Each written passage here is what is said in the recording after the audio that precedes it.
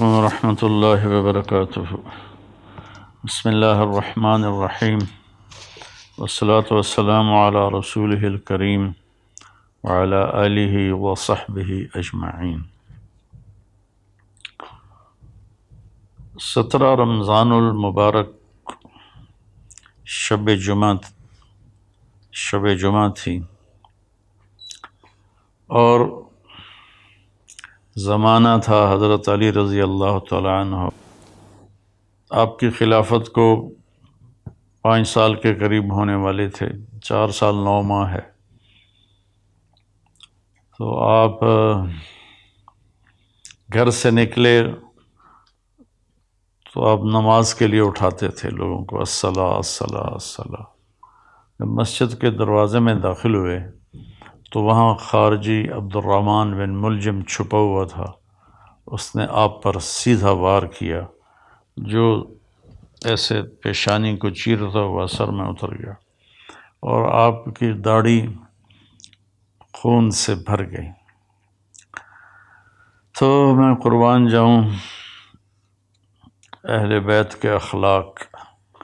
لوگوں نے جب اسے پکڑ لیا تو آپ نے فرمایا کہ احسنوا نزلہ، یہ مہمان ہے، اس کا اچھی طرح اکرام کرو، اور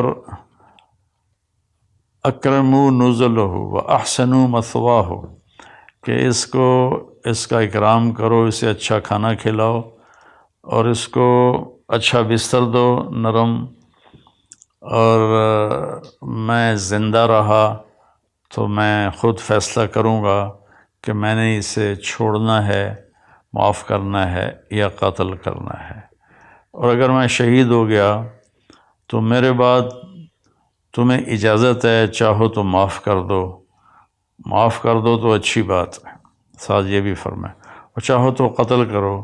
پھر قتل اس طرح نہ کرنا کہ اس کے ناک کاٹو، کان کاٹو، زبان کاٹو، ہاتھ کاٹو، پاؤں۔ اقتلوہ قتلتی، جیسے اس نے مجھے قتل کیا، میرے سر پہ تلوار ماری، تم بھی ایک تلوار مار کے اس کا کام تمام کر دینا۔ یہ اس کے بارے میں وصیت ہو رہی ہے جو جان لے گیا۔ حضرت زینب رضی اللہ تعالیٰ عنہ علیہ السلام، ان کو اپنے والد کے علم سے فصاحت ملی، جو فصاحت میں ان کا کوئی ثانی نہیں ہے، جتنی کو مشہور خواتین سامنے آئی ہیں یا پڑھی ہیں۔ حضرت زینب رضی اللہ عنہ علیہ السلام جیسا کوئی خطابت میں نہیں تھا عورتوں میں۔ تو وہ روتی ہوئی آئیں تو وہ امیر المومنین، ہائے امیر المومنین، تو وہ کم بخت کہنے لگا میں نے امیر المومنین کو نہیں مارا، میں نے علی کو مارا ہے۔ پھر وہ تسلی کے لیے اپنے باپ کو تسلی دینے لگیں تو پھر وہ بولا جتنی مرضی تسلیاں دے لو، یہ نہیں بچے گا، اس تلوار کو 1 مہینہ میں نے زہر میں ڈبو کے رکھا ہے، اس کا ایک ہی وار سارے جسم میں زہر کو پھیلا دیتا ہے۔ یہ سب کچھ سننے کے بعد حضرت علی فرماتے ہیں احسنوا نزلہ واکرموا مثواہ، کہ اس کی مہمان نوازی اچھی طرح کرو، اور اس کی رہائش کے لیے اچھا انتظام کرو، اچھا بستر بچھاؤ۔ آپ اندازہ لگائیں کہ کہاں تک اخلاق پہنچے ہوئے ہیں۔ ہم اختلاف رائے کرتے ہیں تو ایک دوسرے کو گالیاں دینے لگ جاتے ہیں، اور یہاں یہ ہو رہا ہے کہ وہ قاتل ہے اور آپ اس کے لیے فرما رہے ہیں اکرام کرو، کھانا کھلاؤ، پانی پلاؤ۔ میں زندہ رہا تو دیکھ لوں گا کیا کرنا ہے، میں شہید ہو گیا تو میری پہلی گزارش ہے کہ اسے معاف کر دینا، اور دوسری یہ ہے کہ مارنا ہو تو پھر بس ایک وار سے اس کی گردن اڑا دینا۔ یہ میں نے آپ کی وفات کا، شہادت کا واقعہ پہلے سنایا۔ اب اس میں کچھ اختلاف ہے تاریخی، جو گلدستہ اہل بیت ہم نے اللہ کے فضل سے کوشش کر کے تیار کی، اس میں 17 رمضان جمعہ کی صبح آپ کو سر میں زخم لگا، اور 2 دن کے بعد یعنی ہفتہ اور اتوار آپ شدت زخم کتاب نہ لاتے ہوئے آپ نے اتوار کی رات کو جام شہادت نوش کیا، اور پھر پیر کے دن آپ کی تدفین ہوئی، اور آپ کا جنازہ حضرت امام حسن رضی اللہ تعالیٰ عنہ نے پڑھایا، اور آپ کو وہیں دار الامیر المومنین میں دفن کیا گیا۔ یہ تو مختصر آپ کی شہادت کا قصہ ہے۔ یہ سازش کیسے بنی؟ جنگ نہروان ہوئی خارجیوں کے ساتھ آپ کی، تو 3 خارجی، ایک یہ عبد الرحمن بن عوف، ایک مبرک بن عبداللہ التمیمی، اور ایک عامر بن بکر التمیمی، یہ 3 اکٹھے ہوئے کہ نہروان میں جو ہمارے ساتھی قتل ہوئے ان کے بعد تو زندگی کا کوئی مزہ ہی نہیں ہے، اور یہ سارا فساد جو پھیلا ہوا ہے کیوں نہ اس کا کوئی تدارک کریں۔ تو ایک نے ابن ملجم نے کہا میں علی کو قتل کروں گا، مبرک بن عبداللہ نے کہا میں معاویہ کو قتل کروں گا، اور عمر بن بکر نے کہا کہ میں عامر بن عاص کو قتل کروں گا، رضی اللہ تعالیٰ عنہم ورضوا عنہ۔ تو باقی 2 کی زندگی لکھی ہوئی تھی، ایک ہی رات سب نے طے کی تھی، 17 رمضان کی صبح۔ تو اس دن عمر بن عاص رضی اللہ تعالیٰ عنہ بیمار تھے، نماز پڑھانے نہیں آئے، تو ان کی جگہ جو آئے وہ مارے گئے، اور معاویہ رضی اللہ تعالیٰ عنہ پر اس نے وار کیا، تو آپ تھوڑا سا اپنی بیداری میں تھے، دائیں بائیں دیکھتے ہوئے، تو آپ نے اس کے وار کو خطا کر دیا، لیکن کمر مبارک پر تلوار کا زخم لگا، چونکہ تلوار زہر آلود، تینوں کی تلواریں زہر آلود تھیں، تو ان کو زخم تو بہت بڑا لگا، لیکن آہستہ آہستہ اللہ تعالیٰ نے ان کو شفا دے دی اور وہ محفوظ ہوئے۔ تو اس میں عبد الرحمن بن ملجم یہ ہے، یہ جب کوفے آیا تو کوفہ میں خارجی عورت دیکھی تو اس پہ یہ عاشق ہو گیا، اس سے کہا مجھ سے شادی کرو۔ اس نے کہا میری ایک شرط ہے کہ علی کو قتل کرو۔ وہ کہنے لگا میں تو آیا ہی اس کام سے ہوں، لیکن تو پہلے مجھ سے شادی کر لے۔ تو اس نے اس سے شادی کر لی، اور اس کے بعد وہ اپنی اسکیم بناتا رہا۔ حضرت علی رضی اللہ تعالیٰ عنہ کو ان کے ساتھیوں نے کہا یا رسول اللہ کہ یا امیر المومنین، عبد الرحمن بن ملجم آیا ہوا ہے کہ اس کی نیت اچھی نہیں لگتی، تو اجازت ہو تو ہم آپ کا پہرا دیں، آپ اس کو پکڑ لیں۔ آپ نے کہا پہرا تو آسمان والا دیتا ہے، حفاظت وہ کرتا ہے، اور اگر تم اسے پکڑ لو تو میں شہادت کیسے پاؤں گا؟ وہ بہت تنگ ہو گئے تھے اپنے ساتھیوں کی بے وفائیوں سے، اور اپنے داڑھی کو یوں پکڑ کے نا کہتے ارے تو کب رنگین ہوگی۔ اس کے پیچھے ایک واقعہ ہے کہ آپ بیمار ہوئے بہت زیادہ، تو اللہ کے نبی پوچھنے آئے تو انہوں نے عرض کی یا رسول اللہ مجھے لگتا ہے میرا آخری وقت آ گیا ہے۔ تو آپ نے فرمایا نہیں، تیرا آخری وقت نہیں ہے، تو اس وقت مرے گا جب تیرے سر کے خون سے تیری داڑھی رنگین ہو جائے گی۔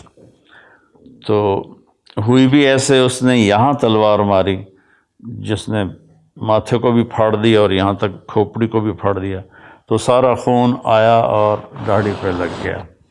تو اتنا تنگ ہو گئے تھے زندگی کے آخری ایام میں اپنے ساتھیوں سے کہ بے وفا غدار بہت زیادہ ہو گئے تھے، اور تو آپ نے اپنی داڑھی مبارک کو یوں پکڑتے تھے، پھر کہتے متا تخزب، ارے تو کب تو رنگین ہوگی، تو کب رنگین ہوگی، یہ اس کو بار بار کہتے تھے۔ تو اس اللہ نے آپ کو یہ رتبہ نصیب فرمایا، اور آپ کو غسل دینے والے حضرت عبداللہ بن جعفر طیار کے بیٹے اور حسن اور حسین دونوں بیٹوں نے، اور جو نماز جنازہ حضرت حسن نے پڑھائی اور دارالعمارہ میں آپ کی تدفین ہوئی۔ آپ کے 2 بھائی طالب، عقیل، 3 جعفر۔ طالب سب سے بڑے تھے جس پر والد کا نام ابو طالب بنا، اور اس کے بعد تھے عقیل، اور اس کے بعد تھے جعفر جو موتا کی جنگ میں شہید ہوئے، اور حضرت علی رضی اللہ تعالیٰ عنہ سب سے چھوٹے تھے۔ آپ ابتدائی میں اسلام قبول فرما لیا کہ حضرت خدیجہ رضی اللہ تعالیٰ عنہ اور اللہ کا نبی نماز پڑھ رہے تھے تو آپ اندر آئے، تو آپ نے کہا یہ کیا ہے میرے چچا کے بیٹے؟ تو آپ نے کہا بیٹا یہ نماز ہے اور میں اللہ کا نبی ہوں۔ آپ نے اسی وقت کلمہ پڑھ لیا۔ اس وقت آپ کی عمر بعضے کہتے ہیں 8 سال تھی، بعضے کہتے ہیں 10 سال تھی۔ 10 سال سے آگے کسی نے ذکر نہیں کیا، 10 8 8 10 اس طرح روایات کا اختلاف ہے۔ تو بھائیوں میں اختصار سے ہی تھوڑا بتانا چاہتا ہوں، ہمیں پتہ چلے کہ ہمارے جو بڑے تھے اور اللہ کی بارگاہ میں بڑے پاکیزہ پاک محبوب تھے، ان کی زندگیوں کی تھوڑی سی جھلک ہمیں مل جائے تو ہمیں بھی کچھ آخرت کا فکر پیدا ہو جائے گا۔ تو جب آپ نے ہجرت فرمائی تو آپ نے حضرت علی کو اپنے بستر پر لیٹایا کہ تم یہاں لیٹ جاؤ، اور یہ امانتیں ہیں، یہ لوگوں کے حوالے کر کے پھر تم بھی مدینے آ جانا۔ تو اس رات قریش مکہ نے آپ کو قتل کرنے کی سازش تیار کی تھی۔ آپ باہر نکلے اور مٹی اٹھا کے یوں پھینکی، وجعلنا من بین ایدیہم سدا ومن خلفہم سدا فغشیناہم فہم لا یبصرون، سورہ یاسین۔ ہم نے آگے بھی دیوار بنا دی، پیچھے بھی دیوار بنا دی، اور ان کو ہم نے اندھا کر دیا، وہ دیکھنے کے قابل نہ رہے اور آپ نکل گئے۔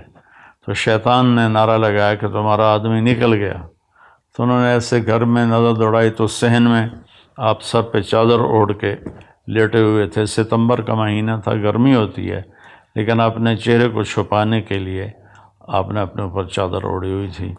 اور صبح جب ہوئی اور آپ اٹھے تو قریش مکہ نے آپ کو پکڑ لیا اور مارنا شروع کیا کہ کدھر ہے محمد؟ آپ نے فرمایا میں تو تمہارے سامنے یہاں لیٹا ہوں، مجھے کیا پتا کدھر ہے؟ پھر انہوں نے ان کو حرم کے ایک ستون کے ساتھ باندھ دیا، پھر کچھ دیر بعد چھوڑ دیا۔